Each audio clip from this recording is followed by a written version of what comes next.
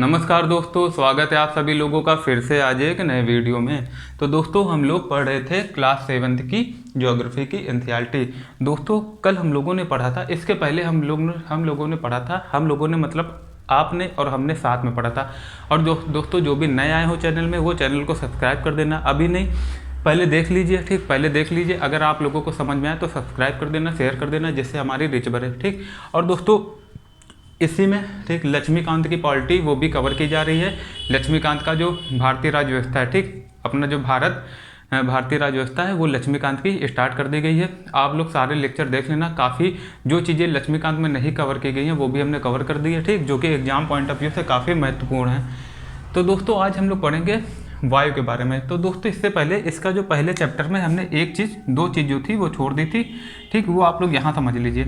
जैसे दोस्तों ये मुख्य नदी है, ठीक, मुख्य नदी से अगर कोई धारा निकल जाए बाहर की तरफ, मुख्य नदी से अगर कोई धारा बाहर की तरफ निकल जाए दोस्तों, तो इसे क्या कहते हैं दोस्तों, इसे कहते हैं वितरका। इसे क्या कहते हैं दोस्तों, इसे कहा जाता है दोस्तों वितरका, ठीक। ये इस नदी की वितरका होगी या इंग्लिश में डिस्ट्रीब्यूटरी।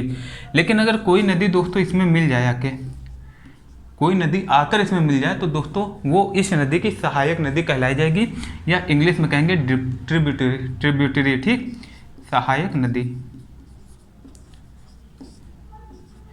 अब दोस्तों होता क्या है, जब नदी अपने अंतिम छोर पर बहती है, ठीक, अंतिम छोर पर मतलब जब समुद्र से मिलने वाली होती है, ठीक, तो दोस्तों होता क्या है, नदी 4-5 नदी से जो है 5, 6, 7 जितनी भी वितरका निकलनी होती है दोस्तों वो निकल जाती है, ठीक, वो निकल जाती है। तो होता क्या है दोस्तों, जो वितरका के बीच में जो अवसाद नदी इकट्ठा करती है, ठीक, खूब सारे अवसाद छोड़ती जाती है, ठीक, छोड़ती जाती है। और ये जो दोस्तों अवसाद होते हैं यही क्या बनाते हैं, यही डेल्टा का निर्माण करते हैं। ये त्रिभुजाकार, जैसे अपने गंगा ब्रह्मपुत्र की बात कर ले, गंगा ब्रह्मपुत्र जो नदी डेल्टा बनाती है उसका जो शेप कैसा तो त्रिभुजाकार है, ठीक, त्रिभुजाकार शेप है। और ये विश्व का जो अपना सुंदरबन डेल्टा है वो वर्ल्ड का सबसे बड़ा डेल्टा है, ठीक। इसका नाम सुंदरबन डेल्टा क्यों पड़ा, क्योंकि यहाँ पर एक सुंदरी नाम का पादप पाया जाता है जिसके वजह से इसका नाम सुंदरबन डेल्टा पड़ा, ठीक। इतना क्लियर हो गया। और दोस्तों उसमें हम लोगों ने और भी पढ़ा था, ठीक, क्या पढ़ा था, पृथ्वी के अंतर्जनित और बाहिर्जनित बल के बारे में। अंतर्जनित में कुछ आकस्मिक बल थे, ठीक, कुछ सडन बल थे और कुछ पटल निरूपण बल थे। जैसे कि जो पर्वत निर्माणकारी बल होते हैं वो पटल निरूपण बल में आ जाते हैं, ठीक। लेकिन जो ज्वालामुखी है ना, अर्थक्वेक, वोल्केनो है ना, वोल्केनो मतलब कि ज्वालामुखी, अर्थक्वेक, वोल्केनो है ना, ये सब जितने भी हैं दोस्तों ये किस में आ जाते थे, ये आ जाते थे सडन फोर्स में, या जिसको हम लोग कहते हैं आकस्मिक बल में, ठीक। वो लेक्चर आप लोग अच्छे से देख लेना, उसमें सब कुछ क्लियर कर दिया गया है। आज दोस्तों हम लोग स्टार्ट करेंगे वायु के बारे में पढ़ेंगे, एयर चैप्टर के बारे में पढ़ेंगे। तो दोस्तों पृथ्वी के चारों तरफ, ठीक, पृथ्वी के चारों तरफ वायुमंडल, पृथ्वी के चारों तरफ, ठीक, ऊपर पृथ्वी के चारों तरफ लगभग 1600 किलोमीटर की ऊंचाई तक वायुमंडल पाया जाता है, जो कि भिन्न भिन्न परतों में डिवाइड किया गया है। किस बेसिस पर, ताप के बेसिस पर, ठीक, उनके ताप के बेसिस पर उसको डिवाइड किया गया है, जो कि आप लोगों को यहाँ पर पढ़ने को भी मिलेगा, है ना। अभी समझाएंगे कि कैसे डिवाइड किया गया है। अब दोस्तों ये जो पृथ्वी में वायुमंडल की चादर होती हैं, इसमें जो एक क्षोभ मंडल होता है दोस्तों, उसमें क्या होती है, उसमें बहुत सारी गैसें पाई जाती हैं। उसी में दोस्तों एक गैस होती है ऑक्सीजन, जो कि हम लोगों को सांस लेने में काफ़ी सहायक होती है, ठीक, हम लोगों को सांस लेने में सहायक होती है। अगर वो ना हो तो हम लोग जीवित ना रह पाएँ, ठीक, जीवित ना रह पाएँ अगर ऑक्सीजन ना हो। सेम उसी तरह दोस्तों वायुमंडल में CO2 भी पाई जाती है, जो कि पेड़ पौधों के लिए बहुत ज़रूरी होती है, पेड़ पौधों के लिए बहुत ज़रूरी होती है। अगर CO2 ना हो तो पेड़ पौधों की जो है वो ग्रोथ ना हो, ठीक, पेड़ पौधे ना जी पाए, है ना, पेड़ पौधे जो है वो ग्रो ना कर पाए। हालांकि जो ग्रो का रीजन होता है उसमें नाइट्रोजन जो गैस है वो अहम भूमिका अदा करती है। तीसरा दोस्तों जो एक दोस्तों मुख्य फैक्टर है, वायुमंडल के होने से ही अपनी पृथ्वी में जो सूर्य की हानिकारक किरणें हैं वो नहीं पहुंचती हैं, ठीक। सूर्य की हानिकारक, जैसे कि हम लोगों ने पढ़ा होगा, जो सूर्य की हानिकारक किरणें हैं पराबैंगनी किरणें, ठीक, पराबैंगनी जो किरणें हैं, पराबैंगनी किरणें जो है सूर्य की, वो अपने धरती तक नहीं पहुंच पाती, ठीक, धरती तक नहीं पहुंच पाती। अगर वो पहुंच जाए तो इंसान जो है वो झुलस जाए और पता नहीं कितनी सारी बीमारी भी पैदा हो जाए, ठीक। लेकिन अच्छा वो इन किरणों से बचाता कौन है दोस्तों, तो एक जो समताप मंडल है, जब अभी हम यहाँ पढ़ेंगे, समताप मंडल पे एक गैस पाई जाती है ओजोन, ठीक, O3 पाई जाती है दोस्तों। वो अपने पृथ्वी तक, ठीक, अपने पृथ्वी तक क्या है, पृथ्वी के अंदर तक, मतलब जहाँ हम लोग रहते हैं वहाँ पर उसको आने से रोकती है सूर्य की पराबैंगनी किरणों को, जो कि हम लोगों को सूर्य की हानिकारक किरणों से बचाती है, सभी जीव जंतु और पेड़ पौधों को बचाती है। ठीक, इतना क्लियर हो गया। अब दोस्तों देखिए, ये जो CO2 गैस इसमें पाई जाती है वायुमंडल में, वही क्या करती है दोस्तों, वो क्या करती है दोस्तों, CO2 गैस का एक अहम रोल होता है। अगर CO2 गैस क्या करती है, जो सूर्य द्वारा पृथ्वी पर जो ताप आता है, ठीक, जो प्रकाश आता है, उसका कुछ भाग पृथ्वी अवशोषित कर लेती है। ठीक, अवशोषित कर लेती है। और जो ये CO2 होता है, ये जो CO2 होती है, ये दोस्तों क्या करती है, ये पृथ्वी से पूरी मात्रा, मतलब कि जो सारा का सारा जो ऊष्मा है वो बाहर नहीं जाने देती। ठीक, जो सारा जो ऊष्मा मिलती है पृथ्वी को, या कह सकते हैं ऊर्जा मिलती है, वो जाने नहीं देती, उसको रोक लेती है, जिसके कारण जो हमारे यहाँ जो रात का जो तापमान है वो भी बना रहता है। ठीक, तापमान जो है वो बहुत ज़्यादा ठंडी रातें नहीं होती हैं। अगर दोस्तों ऐसा ना हो तो क्या हो, हमारी जो पृथ्वी है वो दिन में बहुत ज़्यादा गर्म हो, है ना, हम लोग झुलस जाए, एकदम झुलस जाए, और रात में हम लोग जम सकते हैं। ठीक, जम सकते हैं। इसका ये रोल है, समझ लीजिए CO2 का। ठीक, CO2 का। अब लेकिन दोस्तों यहाँ पर देखिए CO2 कितनी पाई है, सबसे ज़्यादा 78%, नाइट्रोजन, फिर ऑक्सीजन 21%। ठीक, उसके बाद देखिए CO2 जो है सिर्फ 0.03% है, तब इसका ये रोल है। अब होता क्या है दोस्तों, जो कारखानों से धुआं निकलता है, ठीक, और जो वाहनों से धुआं निकलता है, ये क्या करता है, वायुमंडल में CO2 की मात्रा को बढ़ाता है। ठीक, वायुमंडल में CO2 की मात्रा को बढ़ाता है। और इससे क्या होता है दोस्तों, जो पृथ्वी में जो है वायुमंडल जैसा कि अभी तक चल रहा था उसमें चेंज देखने को मिलता है। उसी चेंजेस की वजह से दोस्तों मौसम और जलवायु में परिवर्तन हो जाता है। ठीक, क्या हो जाता है, इसी चेंजेस की वजह से मौसम और जलवायु में परिवर्तन हो जाता है। इतना क्लियर हो गया। अब दोस्तों होता क्या है, जब पृथ्वी के तापमान में परिवर्तन होता है तो वैश्विक तापन, ठीक, पृथ्वी में मतलब पूरे विश्व में ग्लोबल वार्मिंग देखने को मिलती है। ग्लोबल वार्मिंग का मतलब वैश्विक तापन। ठीक, वैश्विक तापन जो है वो देखने को मिलता है। ठीक, और दोस्तों याद रखना, जब जो है वैश्विक तापन होगा तो जितने भी ध्रुव, ठीक भैया, होता क्या है, जब तक ताप समान है जैसा कि अभी तक चल रहा था, तो जो ध्रुव है वहाँ पर बर्फ जमी रहती है। ठीक, बहुत सारे जो ग्लेशियर है वो वैसे के वैसे बने रहते हैं। लेकिन जब पृथ्वी का जो तापमान है वो एवरेज से बढ़ेगा, है ना, औसत से ज़्यादा होने लगेगा, जो पृथ्वी की जलवायु है ना, वो चेंज होगी, तो ये जो दोस्तों ग्लेशियर होते हैं ये पिघलना स्टार्ट कर देते हैं। जैसे ये पिघलेंगे, ठीक, और जो ध्रुवों की जो बर्फ़ है वो पिघलेगी तो वो समुद्र का स्तर बढ़ाएगी। जब दोस्तों समुद्र का स्तर बढ़ाएगी, सी लेवल बढ़ेगा, तो तटों पर क्या आ जाएगी, बाढ़ आ जाएगी। ठीक, तटों पर क्या आ जाएगी, बाढ़ आएगी। जितने भी समुद्र तट के किनारे देश होंगे या राज्य होंगे वहाँ पर बाढ़ आ जाएगी। ठीक, जैसा कि हम लोगों ने देखा था कि अपना अंडमान निकोबार में जो सबसे दक्षिणतम पॉइंट है, ठीक, जो सबसे दक्षिणतम पॉइंट था इंदिरा पॉइंट, वो अब डूब चुका है। ठीक, वो डूब चुका है। हालांकि वो एक सुनामी के द्वारा डूबा था, लेकिन उसकी बात हम लोग बाद में करेंगे। इतना दोस्तों क्लियर हो गया। मौसम जलवायु में परिवर्तन ये किसके कारण हो जाता है दोस्तों, ग्लोबल वार्मिंग के कारण। हालांकि अभी मौसम के बारे में भी हम लोग अलग से पढ़ेंगे। तो दोस्तों इतना क्लियर हो गया। अगर वायुमंडल ना हो तो क्या क्या दिक्कतों का सामना, दिक्कत का क्या मतलब कि हम लोग जो जीवन है वो असंभव हो जाए पृथ्वी पर।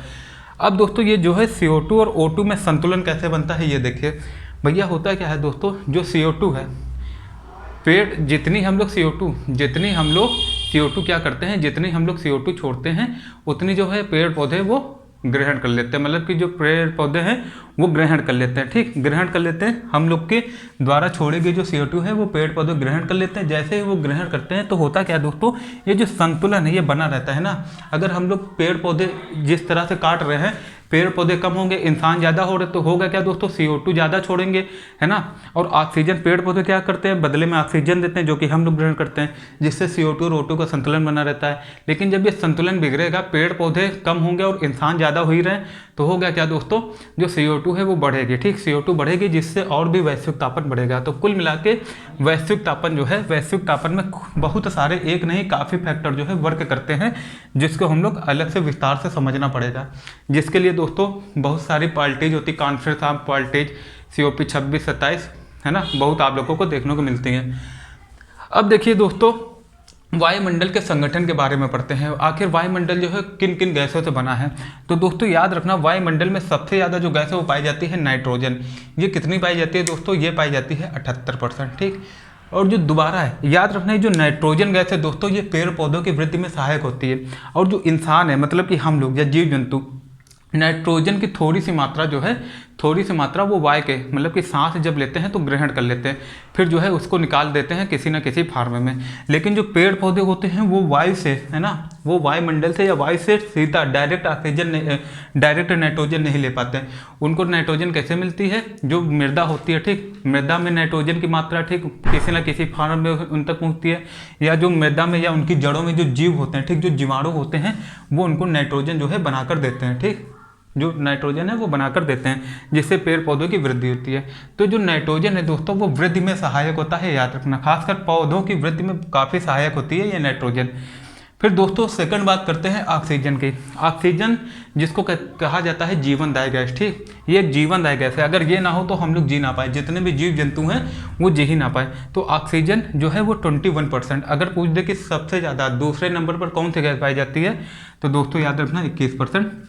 फिर तीसरे नंबर पर दोस्तों आर्गन है, ठीक, 0.93% और 0.93%, ठीक, और CO2 फिर दोस्तों है 0.03%। उसके बाद दोस्तों अन्य गैसें हैं 0.04%। और याद रखना वायुमंडल में इन गैसों के साथ साथ धूल के कण भी बहुत सी मात्रा में पाए जाते हैं।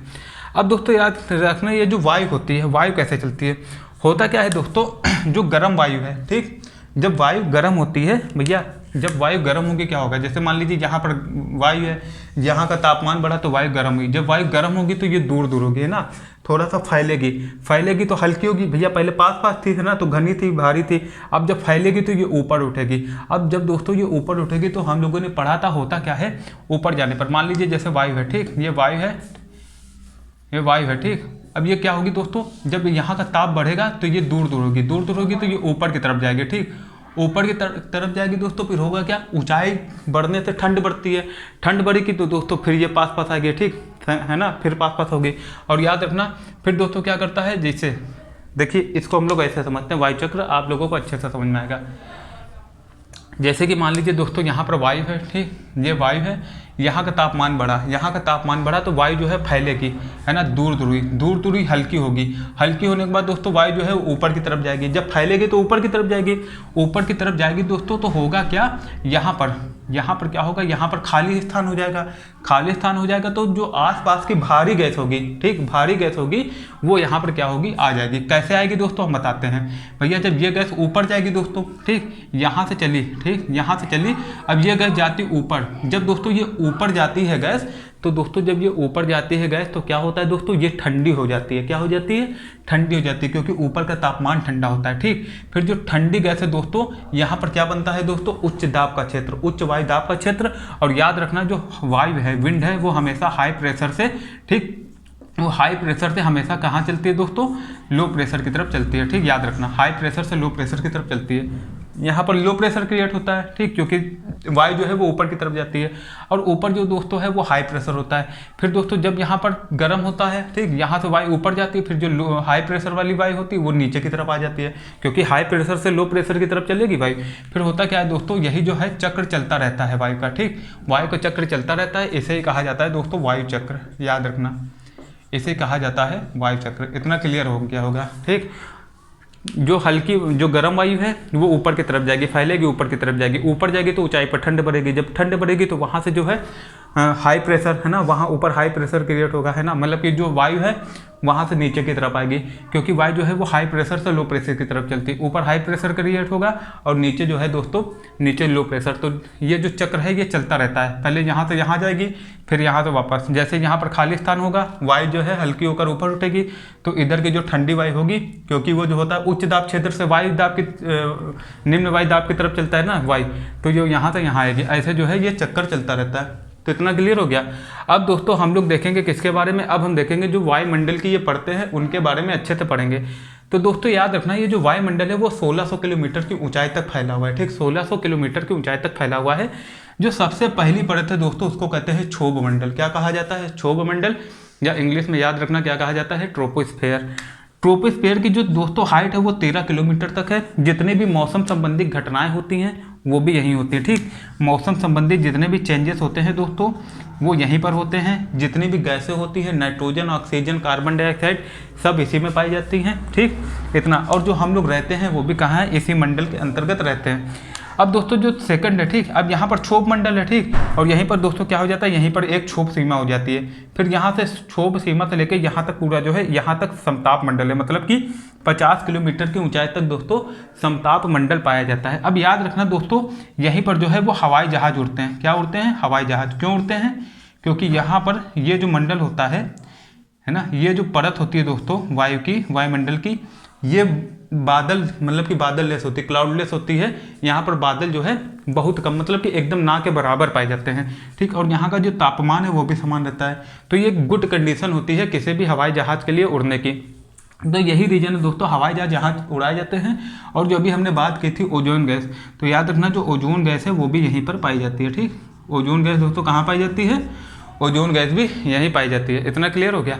फिर दोस्तों यहाँ पर यहाँ पर आ जाएगी समताप सीमा, ठीक, यहाँ तक समताप मंडल है। फिर समताप मंडल से लेके, समताप सीमा से लेके यहाँ तक जो है मध्य मंडल आता है, ठीक। और दोस्तों याद रखना मध्य मंडल में ही जो उल्का पिंड होते हैं, ठीक, यहीं पर आके दोस्तों उल्का पिंड क्या करते हैं दोस्तों? जल जाते हैं, ठीक। उल्का पिंड क्या होते हैं दोस्तों? जल जाते हैं, ठीक। उल्का पिंड जल जाते हैं, ठीक, याद रखना यहाँ पर उल्का पिंड आकर जल जाते हैं, है ना। इसी को कहते हैं मीजोस्फीयर। ये हो गया स्ट्रेटोस्फीयर, ये होता है दोस्तों मीजोस्फीयर। और उसके बाद दोस्तों होता है थर्मोस्फीयर, ठीक। थर्मोस्फीयर या जिसको कहा गया बाह्य वायुमंडल, है ना। बाह्य वायुमंडल का ही एक परत है ना, आयन मंडल, एक भाग है आयन मंडल। इसकी जो दोस्तों ऊंचाई है वो होती है 80 से लगभग 400 किलोमीटर तक, ठीक, 80 से 400 किलोमीटर तक। जो जितनी भी रेडियो तरंगे हैं वो यहाँ पर आके फिर से पृथ्वी में भेज दी जाती हैं, ठीक। तो इसीलिए ये याद रखना, ये नाम क्या है? आयन। तो याद रखना रेडियो तरंगे जितनी हैं वो यहीं से यहाँ भेज दी जाती हैं। फिर दोस्तों इसके ऊपर जो है वो बहिर्मंडल पाया जाता है। बहिर्मंडल में जितनी भी हल्की गैस है, हीलियम और हाइड्रोजन, ये यहीं पर तैरती रहती हैं। तो इतना दोस्तों क्लियर हो गया।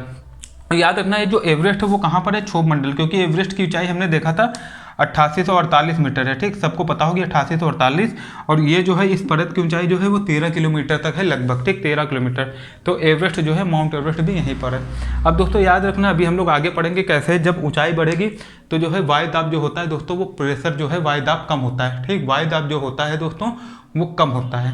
कम होने की वजह से दोस्तों जब वायुदाब कम होगा तो वहाँ पर जो गैस की मात्रा, गैस कम पाई जाएगी। गैस में ऑक्सीजन कम पाई जाएगी। तभी जो है पर्वतारोहियों को ऊंचाई पर जाने पर, है ना, पर्वत में चढ़ने पर दिक्कतों का सामना करना पड़ता है। इसका दोस्तों क्या कीजिए, आप लोग स्क्रीनशॉट ले लीजिए, है ना, या एक बार देख लीजिए अच्छे से, फिर हम लोग आगे देखते हैं इसके।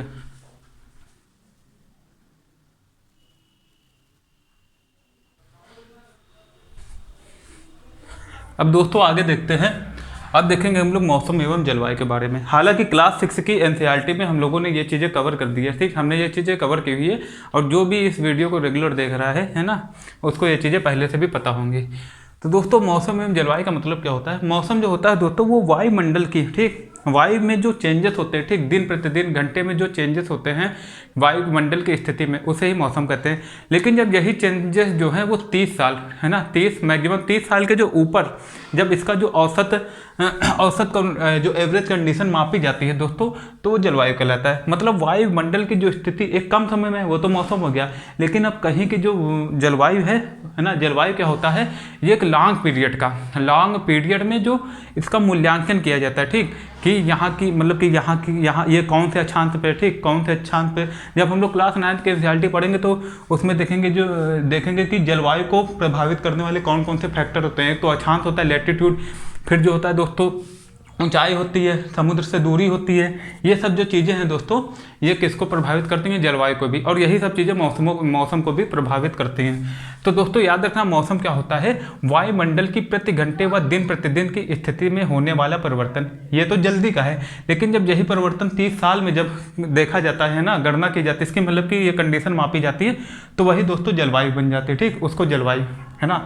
अब ये जो जलवायु है, मौसम जो है वो दिन प्रतिदिन, है ना, और घंटे में, है ना, चेंज हो सकता है ना, चेंज होते रहते हैं। लेकिन जो ये जलवायु होती है दोस्तों, ये बहुत 50-60 साल, है ना, 70 साल में, है ना, मतलब कि एक लॉन्ग पीरियड में चेंज होती है, ठीक। इसलिए इसको मापा भी उसी पीरियड के आधार पे जाता है। अब जैसे कि इस समय क्या है दोस्तों, जलवायु चेंज हो रही है, क्योंकि जो ग्लोबल वार्मिंग है वो बढ़ रही है। अभी हमने बात की वैश्विक तापमान बढ़ने की वजह से दोस्तों समुद्र का स्तर बढ़ रहा है। ध्रुवों की जो है वो भी जलवायु चेंज हो रही है। जो नॉर्थ पोल और साउथ पोल है, वहाँ पर आप लोगों ने अभी न्यूज देखा होगा कि कितने जो पोलर बियर हैं ना, वो मरे मिले हुए हैं, ठीक, पेंगुइन मरे मिली हुई है ना। और बहुत सारे जो पक्षी हैं, जो ध्रुवीय पक्षी हैं, जो नॉर्थ पोल अंटार्कटिका महाद्वीप के जो पक्षी हैं, वो भी काफ़ी मतलब कि विलुप्त पाए जा रहे हैं।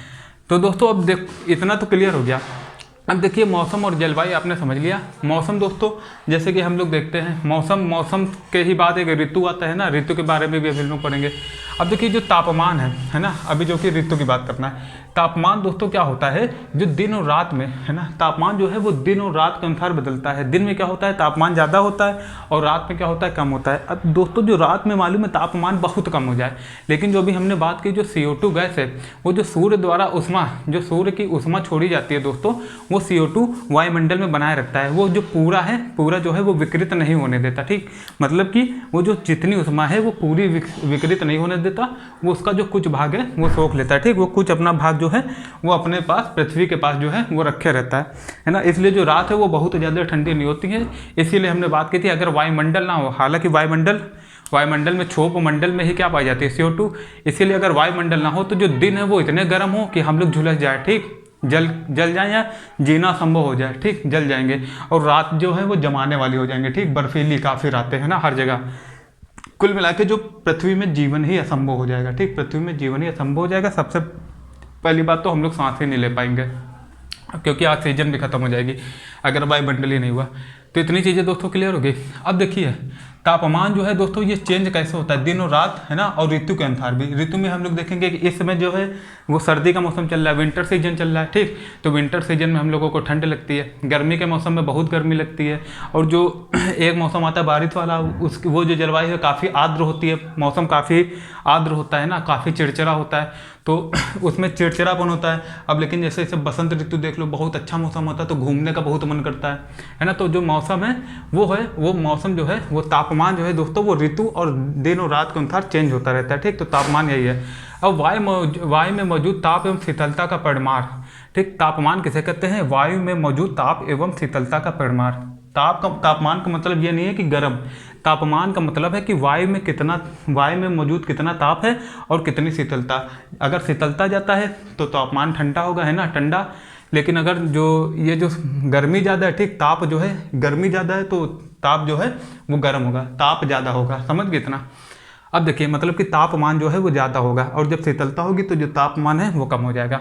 और दोस्तों एक चीज़ याद रखना, जो हमारी पृथ्वी है, अगर सूर्य के जो प्रकाश आता है, सूर्य में जितना भी प्रकाश है, अगर उसका 2 अरब भाग कर दें, ठीक, कितना, 2 अरब भाग, तो उसका सिर्फ 1 भाग, ठीक, 2 अरब भाग कर दें तो समझ लीजिए उसका 1 भाग जो है वो पृथ्वी को मिलता है। किसको मिलता है, पृथ्वी का। मतलब कि हम लोग कह सकते हैं पृथ्वी में जो ऊष्मा मिलती है, ये जो पृथ्वी में ऊष्मा मिलती है वो सूर्य का कितना भाग है, वो दोस्तों सूर्य का कितना है, 2 अरबवां भाग। ठीक, कितना भाग है, 2 अरबवां भाग। सोचिए 2 अरबवां भाग मिलता है तब इतनी गर्मी पड़ती है गर्मी के सीजन में, है ना। अगर थोड़ा सा भी ज़्यादा मिलने लगे तो क्या हो, फिर भी जो है वो जीवन असंभव हो जाएगा। तो जो भी चीज़ें हैं काफ़ी जो भी ये पूरा सिस्टम चला रहा है वो बहुत बढ़िया ही एक मैनेजमेंट, बहुत बढ़िया ही एक मैनेजर टाइप का है, जो बहुत अच्छे से सब चीज़ें जो है मैनेज किए हुए। अब दोस्तों चलते हैं, ठीक, तापमान हमने समझ लिया। अब देखें तो दोस्तों आत्मन के बारे में अब हम लोग देखेंगे। आत्मन का मतलब दोस्तों क्या होता है, तापमान के वितरण को प्रभावित। ठीक, आत्मन क्या करता है दोस्तों, ये तापमान के वितरण को प्रभावित करता है। आत्मन का सीधा सा मतलब ये है कि जो पृथ्वी द्वारा, है ना, जो पृथ्वी द्वारा छोड़ी गई ऊष्मा होती है, सूर्य के द्वारा जो ऊष्मा होती है वो पृथ्वी रोक लेती है। क्या करती है, पृथ्वी रोक लेती है। अभी हमने बात की कि जो CO2 गैस है वो क्या करती है, जो सूर्य के द्वारा ऊर्जा प्राप्त होती है पृथ्वी में, उसको रोक लेती है। वो जो रोकी गई ऊर्जा होती है दोस्तों उसी को आतपन कहते हैं। ठीक, उसी को क्या कहते हैं, आतपन कहते हैं। अब जब आप लोग ध्रुवों में देखेंगे तो ध्रुव में क्या होता है दोस्तों, ध्रुवों में सूर्य का प्रकाश तिरछा पड़ता है, बहुत ज़्यादा प्रकाश नहीं पड़ पाता है। तो दोस्तों ध्रुवों में क्या होता है, आतपन बहुत कम होता है। ठीक, आतपन जो होता है बहुत कम मात्रा होती है, आतपन जो है बहुत कम होता है। लेकिन अगर हम लोग वहाँ देख ले, कहाँ पर दोस्तों, यही हम लोग 0 डिग्री पर देख ले, भूमध्य रेखा या इक्वेटर विषुवत रेखा पर देख ले, तो वहाँ पर जो है आतपन पृथ्वी जो काफ़ी मात्रा में आतपन होता है, या कह सकते हैं कि जो तापमान होता है वो काफ़ी ज़्यादा जो है वो लिया जाता है। ठीक, पृथ्वी जो है वो काफ़ी ज़्यादा ऊष्मा जो है, पृथ्वी को काफ़ी ज़्यादा वहाँ पर ऊर्जा या ऊष्मा मिलती है। तो दोस्तों याद रखना, पृथ्वी द्वारा जो रोकी गई ऊर्जा होती है उसे ही आतपन कहते हैं। इसी ऊर्जा से जो है रात का जो मौसम है वो भी गर्म बने रहता है। ठीक, इतना क्लियर हो गया। अब दोस्तों पढ़ेंगे किसके बारे में, वायुदाब के बारे में। इसके बारे में हमने बहुत बार पढ़ लिया, लेकिन फिर भी देख लेते हैं एयर प्रेशर के बारे में। पृथ्वी की सतह पर वायु के भार द्वारा लगाया गया दाब। भैया जो वायुदाब खाली पृथ्वी पर नहीं लगा रहा है, ये जो वायुदाब है दोस्तों, वायु द्वारा जो दाब लगाया जाता है ये हमारे शरीर में भी लग रहा है। ये जो हमारे शरीर में, हालांकि हम लोगों को पता क्यों नहीं चल रहा है, क्योंकि वो ऊपर नीचे दाएं बाएं आगे पीछे हर तरफ से समान रूप से जो है वायुदाब लग रहा है, तो हम लोगों को पता नहीं चलता। अगर वायुदाब ना हो तो जो हमारी ये खून की जो सिराएं हैं, है ना, जो खून है वो बाहर की तरफ पंप हो रहा है, ठीक, वो बाहर की तरफ जो है वो बाहर की तरफ दाब लगा रही है, ठीक, वो बाहर निकलना चाह रही है, ठीक, बाहर की तरफ दाब लगा रही है। अगर वायुमंडल ना हो तो जो हमारी सिराएं हैं, खून जिसमें बहता है वो फट जाए, है ना। यही रीजन है दोस्तों कि चंद्रमा में वायुमंडल नहीं है, वहाँ पर एक स्पेशल सूट बनाया जाता है जिसके अंदर जो है वो हवा भरी रहती है, वायु भरी रहती है, जिससे कि जो उनकी नसें हैं, सिराएं हैं, वो फटे ना। अगर सोच लो कि अगर वायुमंडल ना हो तो हम लोग पहले तो क्या होगा, जो जितनी सिराएं हैं वही फट जाएंगी, है ना। कुल मिला के अगर वायुमंडल ना हो तो पूरी तरह से जो है वो जीना असंभव है, ठीक। अब या फिर भगवान कुछ दूसरी कारीगरी करके भेजे हम लोगों को उस एकाल्टिक, है ना। तो हालांकि जो वायुमंडल मतलब कि वातावरण के हिसाब से जो एटमॉस्फेयर होता है और वातावरण के हिसाब से ही चीज़ें पनपती हैं, तो हो सकता है कि ऐसे वायुमंडल में कुछ दूसरे चीज़ें, है ना, दूसरी चीज़ें सर्वाइव करें या जन्म लें। इतना दोस्तों क्लियर हो गया। अब देखिए जो वायुदाब का समझ लिया, पृथ्वी की सतह पर वायु के भार द्वारा लगाया गया जो दाब होता है। जो दाब लगाया जाता है भैया, वायु में भार होता है, और वायु क्या होता है, वायुदाब जो होता है दोस्तों वो तल पर, समुद्र तल पर सबसे ज़्यादा होता है, ठीक, क्योंकि यहीं पर दाब लगाया जाता है, और ऊंचाई बढ़ने पर यह कम होता है, अभी हमने बात की। इसीलिए जब दोस्तों ऊंचाई बढ़ती है तो क्या होता है, वायुदाब कम होता है। वायुदाब कम होता है तो उसमें ऑक्सीजन भी कम होगी, ऑक्सीजन कम होगी तो सांस लेने में दिक्कत होगी। इसीलिए पर्वतारोहियों को या ऊंचाई पर जाने पर सांस लेने में काफ़ी दिक्कत होती है। और दोस्तों याद रखना, ये जो वायुदाब है, ठीक, जब वायुदाब उच्च लो प्रेशर बनता है, मतलब कि जब निम्न वायुदाब बनता है, अभी हम लोगों ने पढ़ा था, मान लीजिए कि यहाँ पर क्या हुआ, तापमान ज़्यादा हुआ। जब दोस्तों यहाँ पर तापमान ज़्यादा होगा तो क्या होगा, जब यहाँ पर दोस्तों तापमान ज़्यादा होगा तो यहाँ पर जो वायु है वो फैलेगी, गर्म होगी, गर्म होकर फैलेगी, गर्म होकर फैलेगी तो वो ऊपर की तरफ जाएगी, ठीक, ऊपर की तरफ जाएगी। भैया ऊपर की तरफ क्यों जाएगी, क्योंकि हवा जो है वो हल्की हो जाएगी। जब पास रहेगी तो आपस में भारी रहेगी मिलके, लेकिन जब फैलेगी, है ना, तो वो ऊपर की तरफ जाएगी हल्की होकर। अब जब दोस्तों ऊपर की तरफ जाएगी तो वो अपने साथ वाष्पीकरण भी करती है। ये देखिए वायु में जलवाष्प की ये जो आर्द्रता है दोस्तों, है ना, ये जो आर्द्रता है इसको क्या कहते हैं, वायु में जलवाष्प की मात्रा, ये अपने साथ जो है दोस्तों वो जलवाष्प भी लेके जाती है। जलवाष्प जब ऊपर लेके जाती है तो ये जो है जलवाष्प, ये क्या होता है, ऊपर जाके ठंडा होता है। ठंडा होकर दोस्तों ये संघनित होता है, बादल का रूप बनाता है। इसीलिए कह सकते हैं जो निम्न वायुदाब होता है, जहाँ पर निम्न वायुदाब बनता है वहाँ पर बादल युक्त क्षेत्र होता है। कैसा होता है, वहाँ का आसमान जो है वो बादल युक्त होता है, ठीक। तो ये देखिए किसी भी तरह घुमा के पूछ सकता है, आप लोग याद रखना। लो प्रेशर में क्या होता है, निम्न वायुदाब में बादल युक्त क्षेत्र होता है। अब हाई प्रेशर में साफ आसमान होता है। क्यों होता है दोस्तों, क्योंकि जहाँ पर हाई प्रेशर कहाँ बनता है, जहाँ पर तापमान कम होता है।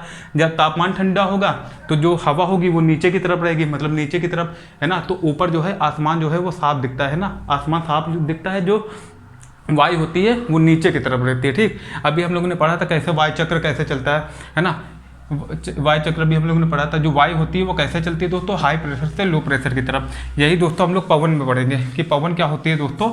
पवन का मतलब होता है हाई प्रेशर से, मतलब उच्च दाब से निम्न दाब, उच्च दाब से निम्न दाब की तरफ चलने वाली जो पवन होती है उसे दोस्तों क्या कहते हैं, उसे कहते हैं पवन। वायु को पवन कहते हैं, ठीक।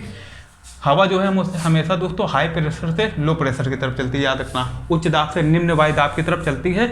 और जब हम लोग क्लास 9 के एनसीईआरटी पढ़ेंगे तो उसमें देखेंगे कि इसका कितना बड़ा योगदान होता है भारत में वर्षा कराने का। उसमें बहुत से फैक्टर काम करते हैं। हालांकि अभी इसमें एनसीईआरटी में नहीं बताया गया, क्लास 9 में पढ़ेंगे कौन कौन से फैक्टर।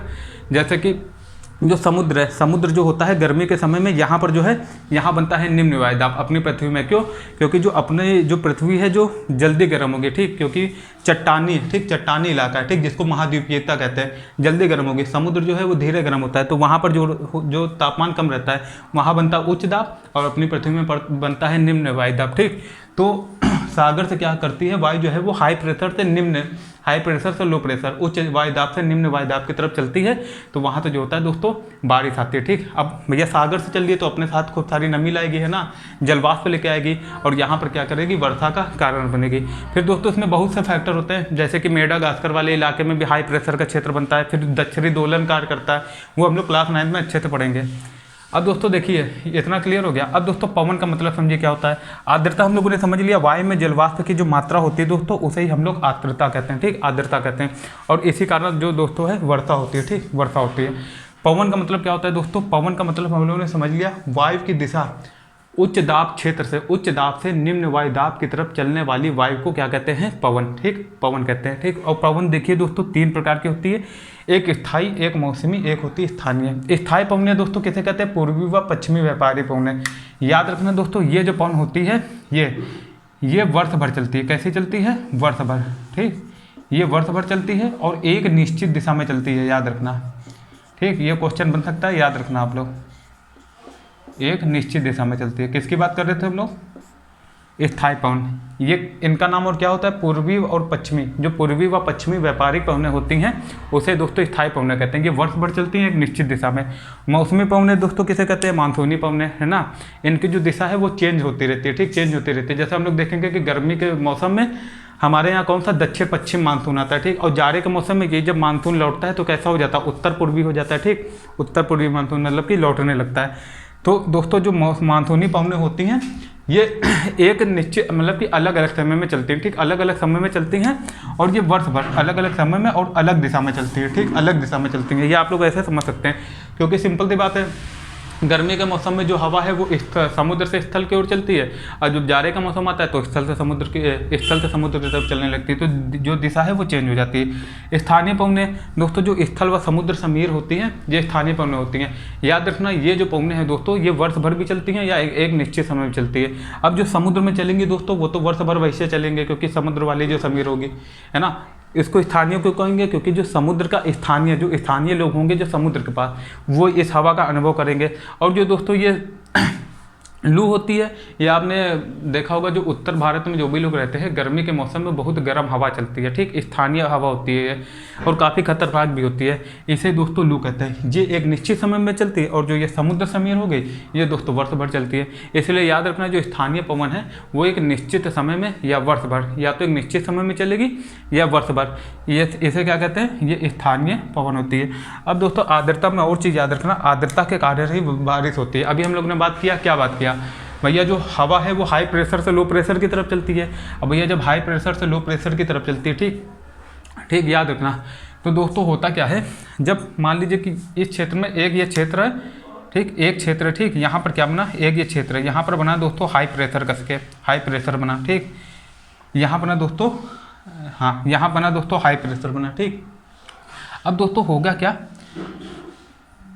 हाँ दोस्तों यहाँ पर बना हाई प्रेशर बना। अब हो गया क्या दोस्तों, हम लोगों ने बात की जो हवा है वो हाई प्रेशर से लो प्रेशर की तरफ चलती है, ठीक। अब देखो कैसे चलेगी, याद रखना, हाई प्रेशर से लो प्रेशर की तरफ।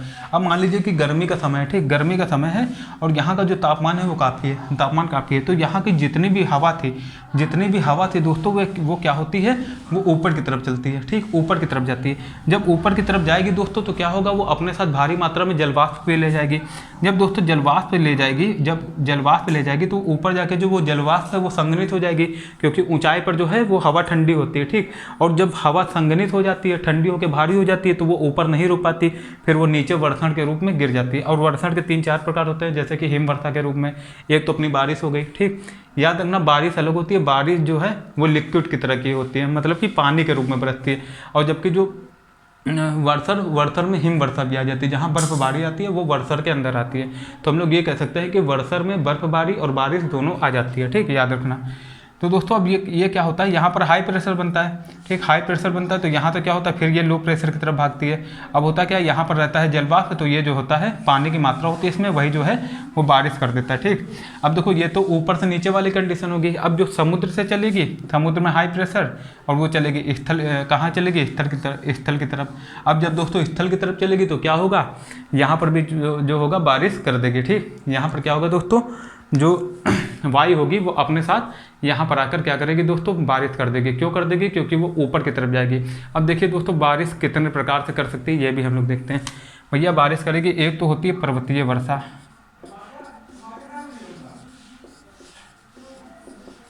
पर्वतीय वर्षा।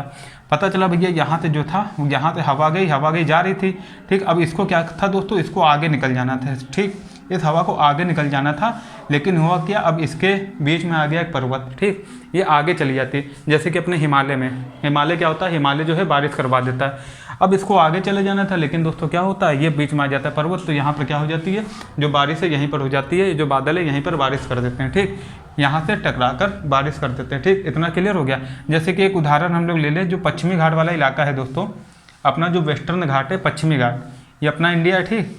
यहाँ पर हम लोग देखेंगे कि एक पश्चिमी घाट है, तो दोस्तों यहाँ से जब दक्षिण पश्चिम मानसून आता है तो पश्चिमी घाट से टकरा के यहाँ पर बारिश कर देता है। यही रीजन दोस्तों कि केरल वाले इलाके में सदाबहार बन पाए जाते हैं, ठीक, जो कि हम लोगों ने क्लास 6 में कंप्लीट किया हुआ है, आप लोग देख लेना। और जो दोस्तों इसके दूसरी तरफ वाला क्षेत्र होता है, वहाँ पर भैया जब सारी बारिश उधर होगी तो उधर नहीं जाएगी बारिश, तो वहाँ पर दोस्तों बनता है एक रेन शैडो रीजन, मतलब कि वृष्टि छाया प्रदेश। यहाँ पर दोस्तों मरुस्थल टाइप का बन जाता है, ठीक, यहाँ पर सूखा पड़ता है, क्यों, क्योंकि यहाँ पर बारिश होती ही नहीं है।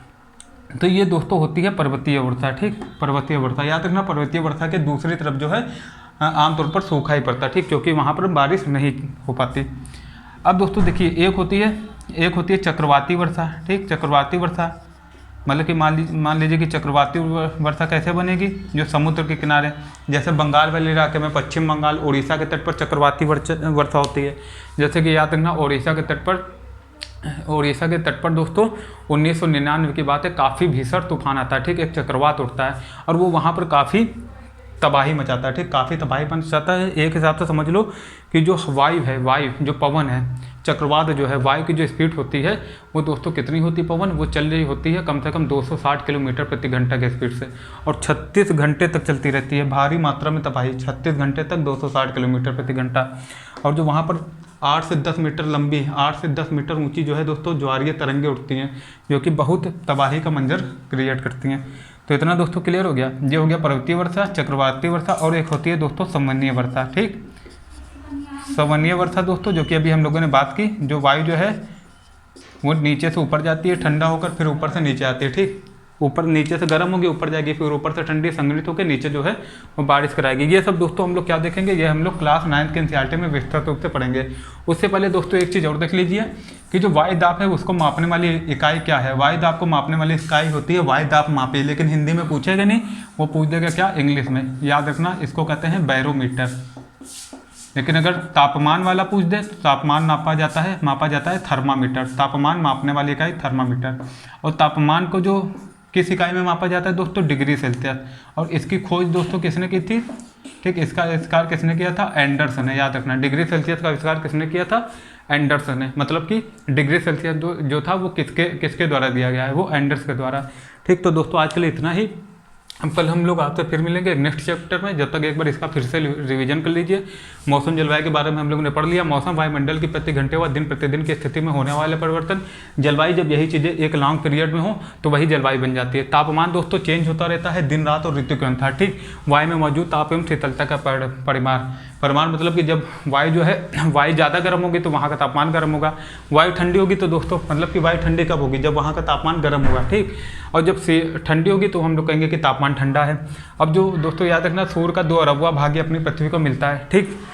फिर दोस्तों यहाँ पर आत्मन क्या करता है, तापमान के वितरण को प्रभावित, मतलब कि जो सूर्य द्वारा ऊर्जा आती है उसमें आती है उसको पृथ्वी रोक लेती है। जो वो रोकी हुई ऊर्जा की जो मात्रा होती है दोस्तों उसे ही हम लोग आत्मन कहते हैं। ये अलग अलग क्षेत्र में अलग होती है क्योंकि ध्रुवों में सूर्य का प्रकाश बहुत कम पहुँचता है, ठीक, बहुत कम पहुँचता है, तो वहाँ पर जो है दोस्तों काफ़ी ज़्यादा ठंडी पड़ती है, ठीक। तो आत्मन जो है, आत्मन का वहाँ पर जो है काफ़ी कम होता है, ठीक। आत्मन जो है वो काफ़ी कम होता है, ठीक। इतना क्लियर हो गया।